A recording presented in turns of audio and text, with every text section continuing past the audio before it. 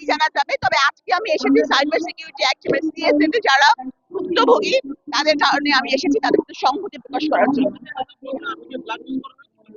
না,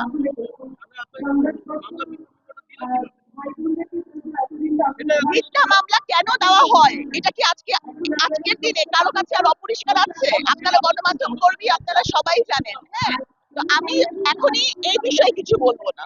হ্যাঁ, কারণ মিথ্যা মামলার ব্যাপারটা আপনারা সবাই বুঝতে পেরেছেন কেন মিথ্যা মামলা দেওয়া হয়, কেন মিথ্যা মামলা করা হয়।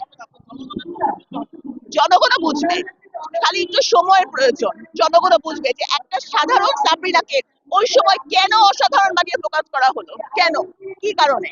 হ্যাঁ, তো আমি আমি এটাই বলছি যে মিথ্যা মামলা যে হয় তার সব আপনার প্রমাণ পদে পদেই দেখছেন এখন।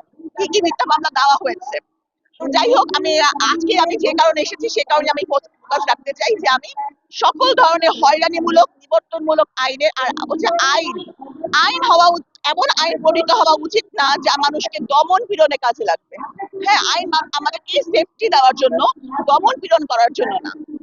হ্যাঁ, তো এটাই। আর গণমাধ্যমের কর্মীদের কাছে আমার কাছে একটাই অনুরোধ, আপনারা সবসময় আপনারা তো সবসময় সত্যের সাথেই আছেন। আপনাদের মাধ্যমে কিন্তু জাতি অনেক কিছু জানতে পারে। আপনারা যেটাকে সত্যি বলবেন জাতি মনে করে এটাই সত্য, আপনারা যেটা মিথ্যা বলেন জাতি বলবে।